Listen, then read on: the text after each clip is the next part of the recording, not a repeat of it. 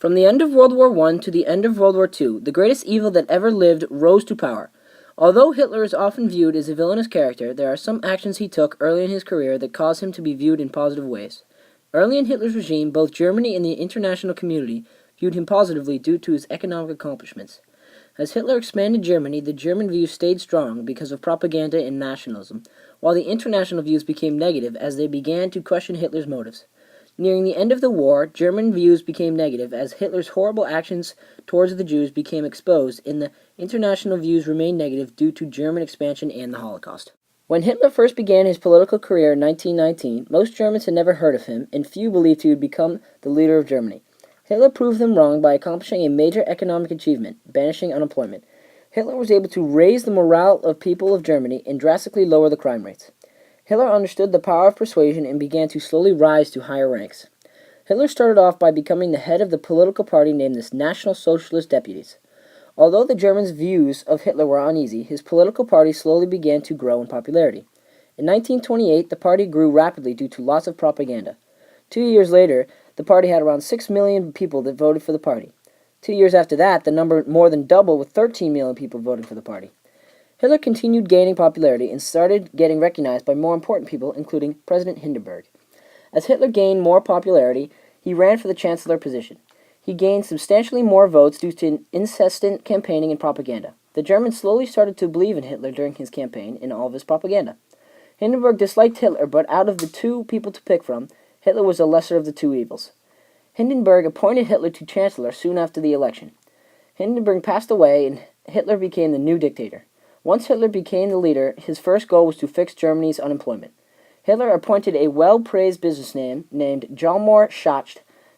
Hjalmar was known for doing well in public and private businesses. Together they worked together beautifully, and by 1936 unemployment had been reduced to almost nothing. Also, while Hitler was the leader, Germany's crime rates fell dramatically, including murder, theft, and robbery.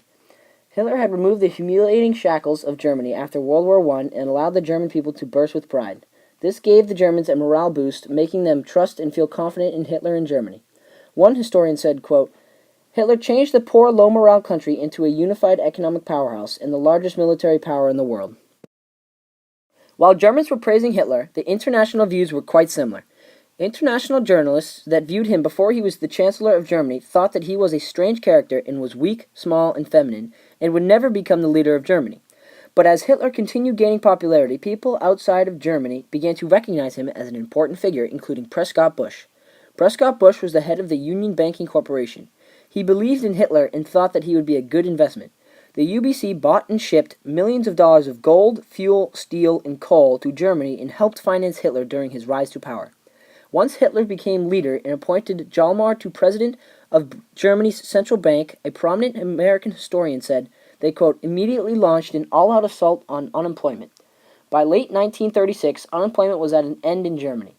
John Kenneth, a professor of economics at Harvard, said, quote, the elimination of unemployment in Germany during the Great Depression without inflation was a signal of accomplishment. At the time, this was an unbelievable achievement and was completely unique to Germany. Overall, the international views of Hitler were at first skeptical but soon became positive as he accomplished many magnificent achievements. Hitler's next step in his dictatorship was to begin expanding Germany. Once Hitler's power grew due to the respect he earned from the economic turnaround, he began to push forward into Austria and the Sudetenland with the goal of making room for the pure Aryan race. Hitler used the army of the Third Reich to take these territories. The army of the Third Reich was the German army in World War II. At this point in Hitler's rule, he wanted to control the Sudetenland and Austria because there were many Germans living in those regions.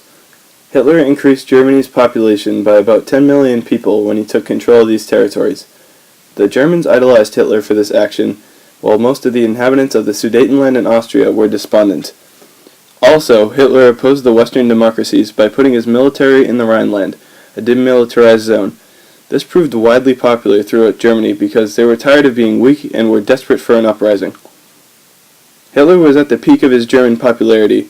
90% of Germans were, quote, believers in the Führer.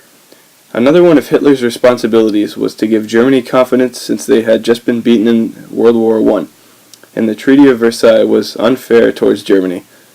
Hitler made history when he decided to use the swastika as a symbol to unite the German people. The Germans became very proud of themselves, and morale was raised greatly. In Germany, the swastika signified a new, stronger country. Although these Germans' opinions of Hitler were all positive, the rest of the world viewed Hitler differently. People saw Hitler as a power-hungry savage whose mission was to take over the world. Throughout the 1930s, the Holocaust was happening. In the beginning, most of Europe was oblivious to this issue. Europe found out about the Holocaust, and the way they thought of Hitler became much worse. A general in the British Army, General Ismay, was opposed to Hitler. He worried that the German forces would be confident after taking the Sudetenland and they would develop ground forces strong enough to triumph France. Neville Chamberlain, the British Prime Minister, had a very strong negative opinion of Hitler. He disliked how the Führer was so inclined to use force. Hitler was well liked by his own people, but the international reputation was poor. Soon his own people would resent him too. Near the end of World War II, Hitler began to lose German popularity once they realized that he had killed millions of people in the Holocaust. Hitler became one of the most hated men in the world. Even in Germany, people hated Hitler. In their hatred, they conspired to kill the Führer. The mission took place in 1944. The conspirators wanted Hitler to retire because he was losing respect from the German people. German Colonel Stauffenberg carried out the orders. Stauffenberg failed to kill Hitler, but this still shows how Hitler lost the respect of his generals and they wanted to get rid of him. American President Franklin Delano Roosevelt directly opposed Hitler. Roosevelt said, quote, "The man is a menace," in reaction to hearing one of Hitler's speeches. The way Roosevelt viewed Hitler near the end of the war showed how the rest of America viewed him, and also the Germans.